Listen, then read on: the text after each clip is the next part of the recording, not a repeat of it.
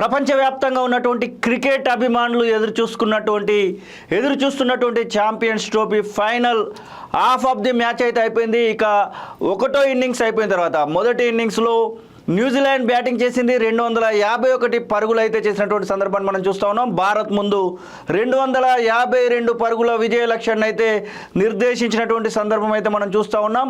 ఇదే సందర్భంలో పలు కీలకంగా ముఖ్యంగా ఇన్స్టాగ్రామ్ అలాగే సోషల్ మీడియా ప్లాట్ఫామ్స్లో రోహిత్ శర్మ, జడేజా, కోహ్లీ పైన ఒక ట్రోల్ అయితే ఉంది. ప్రధానంగా వీరు ముగ్గురికి ఇదే చివరి మ్యాచ్.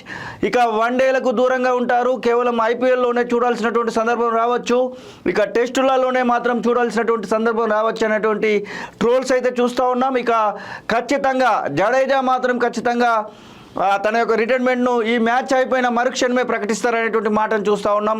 దాని తర్వాత ఛాంపియన్స్ ట్రోఫీని దుబాయ్ నుంచి ఇండియాకు తీసుకొస్తూనే కోహ్లీ అలాగే రోహిత్ శర్మ కూడా ఇద్దరు కూడా ఖచ్చితంగా రిటైర్మెంట్ను ప్రకటించడానికి అవకాశం ఉన్నటువంటి విషయాలను అయితే ప్రస్తావిస్తున్నటువంటి సందర్భాన్ని చూస్తూ ఉన్నాం. ఇక ఇదే విషయం పైన మనతో పాటుగా డిస్కషన్లో పాల్గొనడానికి ప్రముఖ క్రికెట్ అనలిస్ట్ రాకేష్ రెడ్డి దేవా కాలోజీ టీవీ స్టూడియోలో ఉన్నారు.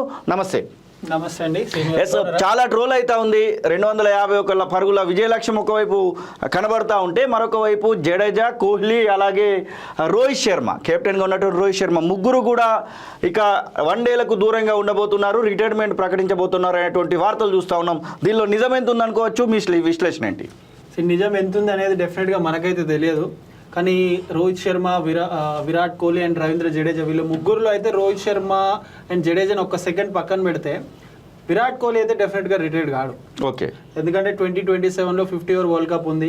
ఆ 50 ఓవర్ వరల్డ్ కప్ వరకు ఆల్మోస్ట్ ఆడాలి అన్న నిర్ణయంతోనే తను ఉన్నట్టు మనకు తెలుస్తుంది. దానికి తగ్గట్టు తన ఫిట్నెస్ కావచ్చు, తన గేమ్ ప్లాన్ కావచ్చు, గేమ్లో వస్తున్న మార్పులను కూడా తను గమనించి దానికి తగ్గట్టు తన బ్యాటింగ్లో మార్పులు చేసుకుంటూ ఉన్నాడు. ఇక రోహిత్ శర్మ విషయానికి వస్తే రీసెంట్గా తన ఫామ్ లేకపోవడంతో బీజీటీలో బార్డర్ గవాస్కర్ ట్రోఫీలో కూడా చూసాం. లాస్ట్ టెస్ట్ మ్యాచ్లో తను కెప్టెన్గా ఉన్నా కూడా ఆడలేదు. బహుశా తను ఏమైనా ఆ ఆలోచన వైపు ఉంటే ఉండొచ్చు. అండ్ జడేజా విషయానికి వస్తే జడేజాకి అవుట్ రైట్గా ఫేస్ టు ఫేస్ కాంపిటీటర్గా అక్షర్ పటేల్ అయితే కనిపిస్తూనే ఉన్నాడు. వేరేజ్ వీళ్ళ ముగ్గురు ఏజ్లు కూడా చూసినా కూడా ఆల్మోస్ట్ రోహిత్ వీళ్ళ ముగ్గురులో కొంచెం పెద్ద, ఒక 38 ఇయర్స్ అట్లా ఉంటాడు రోహిత్. వేరేజ్ విరాట్ కోహ్లీ 36, 37, జడేజా కూడా ఆల్మోస్ట్ 36. అండ్ యంగ్ ప్లేయర్స్ కూడా చాలా వస్తున్నారు. దీని తర్వాత ఐపీఎల్ ఉంది, ఒక 2.5 months ఆఫ్ ఐపీఎల్. ఆ తర్వాత ఇండియా ఇంగ్లాండ్కి వెళ్ళి 5 టెస్ట్ మ్యాచ్ల సిరీస్ ఆడుతుంది. దాని తర్వాత మళ్ళీ ఎప్పుడో 50 ఓవర్ గేమ్ ఉంది. కాబట్టి టైం అయితే చాలా ఉంది. ఈ టైంలో ఎన్నో రకరకాల మార్పులు వస్తుంటాయి, ప్లేయర్స్ మారుతుంటారు, యంగ్ ప్లేయర్స్ వస్తుంటారు. సో అవన్నీ దృష్టిలో పెట్టుకుంటే కోహ్లీ విషయంలో ఐఎమ్ ప్రెటీ షూర్ తను రిటైర్ కాడు. ఓకే, జడేజా అండ్ రోహిత్లో ఎవరైనా అవ్వచ్చు. బట్ ఈ మ్యాచ్ అయిపోయిన వెంటనే ప్రకటిస్తారా అంటే నాకు తెలిసి అయితే ప్రకటించకపోవచ్చు. ముందుగా ఇప్పుడు న్యూజిలాండ్తో ఛాంపియన్స్ ట్రోఫీ ఫైనల్ నడుస్తూ ఉంది. 251 పరుగులు న్యూజిలాండ్ చేసింది. 252 పరుగుల విజయ లక్ష్యాన్ని అయితే నిర్దేశించినటువంటి పరిస్థితి. ఎట్లా అనిపిస్తుంది మన యొక్క బ్యాటింగ్ ఆర్డర్ని చూస్తూ ఉంటే? బౌలింగ్ గురించి మాట్లాడుకోవాలన్న కానీ సో ఐ థింక్ ఇండియాకి మంచి బ్యాటింగ్ లైనప్ ఉంది. రోహిత్ శర్మ, శుభ్మన్ గిల్, విరాట్ కోహ్లీ, శ్రేయస్ అయ్యర్, ఆ తర్వాత కేఎల్ రాహుల్ ఉన్నాడు, అక్షర్ పటేల్ ఉన్నాడు, then you have Hardik Pandya. Batting చాలా స్ట్రాంగ్గా ఉంది.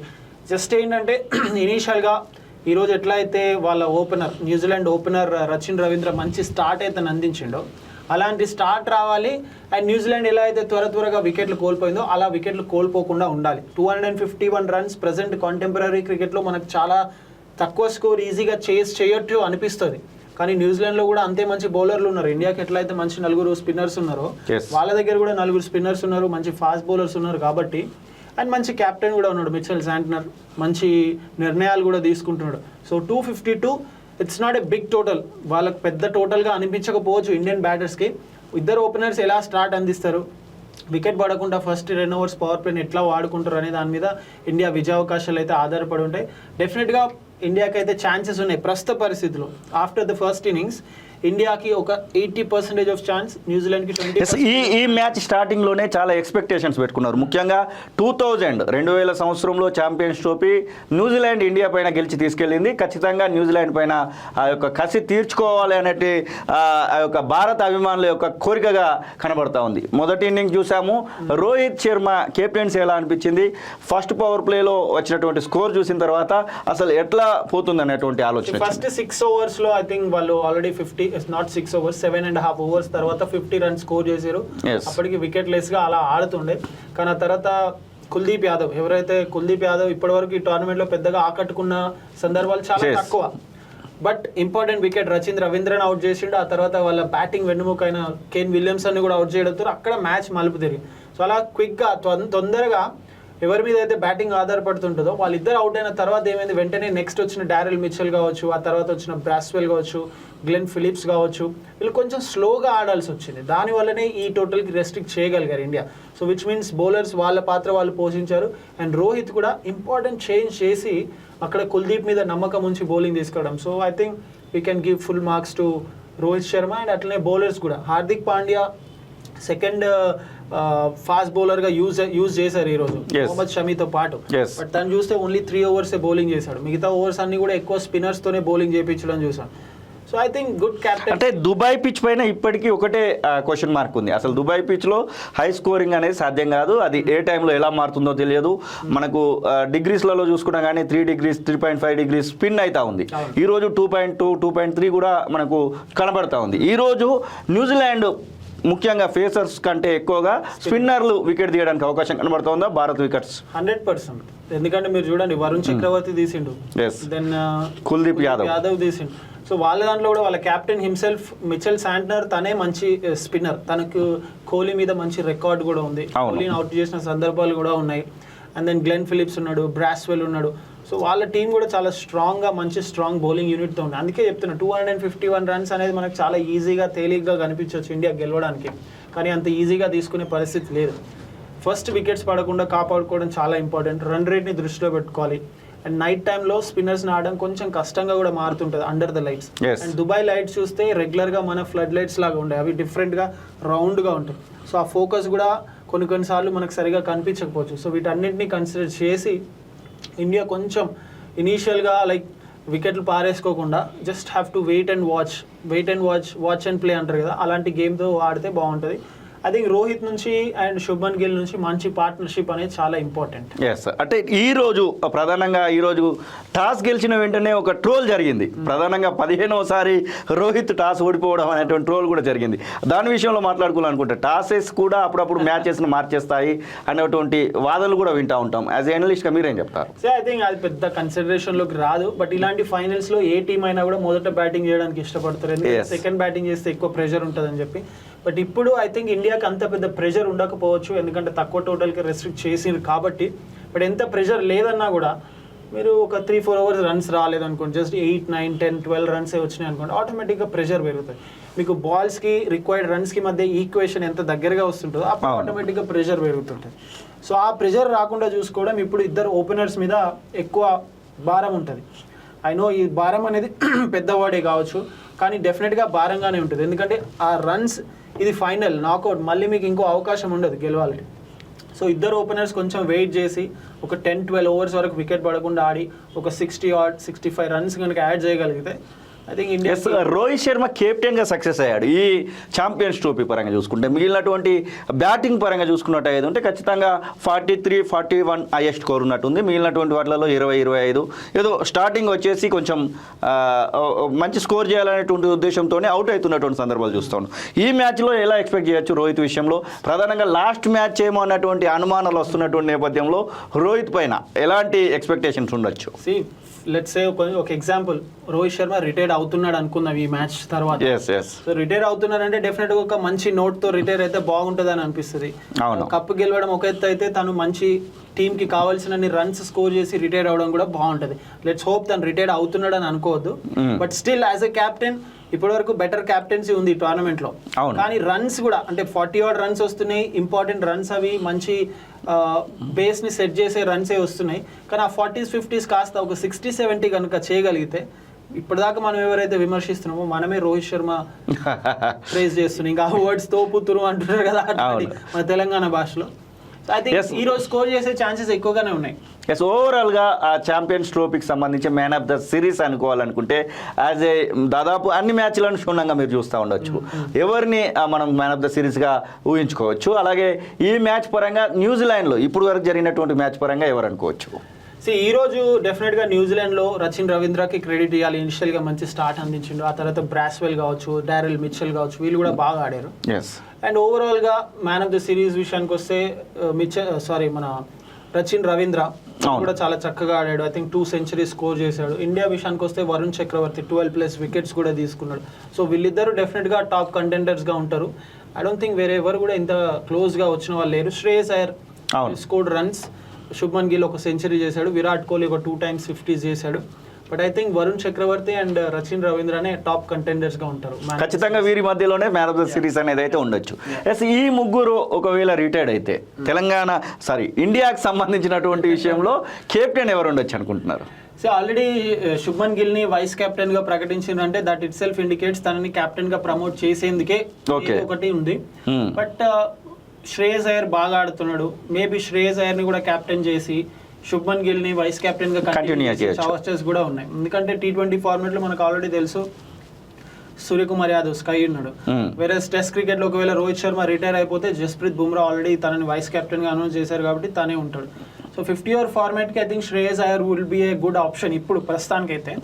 చూడాలి శ్రేయస్ అయ్యర్ ని చేస్తారా లేదంటే శుభ్మన్ గిల్ ని ఆల్రెడీ మేము ప్రమోట్ చేశాం కదా వైస్ కెప్టెన్ గా అని చెప్పి తననే కెప్టెన్ గా ప్రమోట్ చేస్తారా చూడాలి. అది ఓన్లీ ఇఫ్ రోహిత్ రిటైర్. మీ ఊహ ప్రకారం ఈ రోజు ఛాంపియన్ గా ఇండియా ఉండబోతుందా, న్యూజిలాండ్ ఉండబోతుందా? మీ ఊహ ప్రకారంగా ఏం చెప్తారు? న్యూజిలాండ్ అని అంటే నాకు తెలిసి బహుశా ఎవరైనా వెనకాల కింద ఆఫీస్ దగ్గర రెడీగా ఉంటారు కట్టెలు అవన్నీ పట్టుకొని. బట్ ఇండియా చాలా చక్కగా బౌలింగ్ చేసింది, కట్టడి చేసింది, తక్కువ స్కోర్ కి ఆల్అౌట్ కట్టడి చేయగలిగింది. 50 overs should be reachable target. ఖచ్చితంగా ఆ టార్గెట్ ని రీచ్ అయ్యే టోటలే అది కనిపిస్తుంది. సో ఇందాక చెప్పినట్టు 80-20 ఇండియాకి 80% ఛాన్సెస్ ఉంటే న్యూజిలాండ్ కి 20%. Let's hope India champions trophy గెలిచి ఇండియాకి దుబాయ్ నుంచి ఇండియాకి రావాలని కోరుకుంటాం. ఎస్, ఇదే సందర్భంలో మాస్టర్ టెండూల్కర్ 51 ఏళ్ల వయసులో కూడా 36 బంతులలో 100 చేశాడు. ఎస్, వీళ్ళందరూ ఇప్పుడు 36, 38 అని అంటా ఉన్నారు. మాస్టర్ ఎందుకు రిటైర్మెంట్ ప్రకటించారు అనేటువంటి ట్రోల్స్ కూడా మనం చూస్తూ ఉన్నాం. అసలు మాస్టర్ గురించి మాట్లాడుకోవాలనుకుంటే, అసలు క్రికెట్ గురించి మాట్లాడుకోవాలనుకుంటే, సచిన్ టెండూల్కర్ ని అంత ఈజీగా ఎవరు మర్చిపోరు. క్రికెట్ అంత కాలం తను గుర్తుంటాడు. గాడ్ ఆఫ్ క్రికెట్ అనే బిరుదు కూడా వచ్చింది. అంతకంటే పెద్ద ఏం లేదు.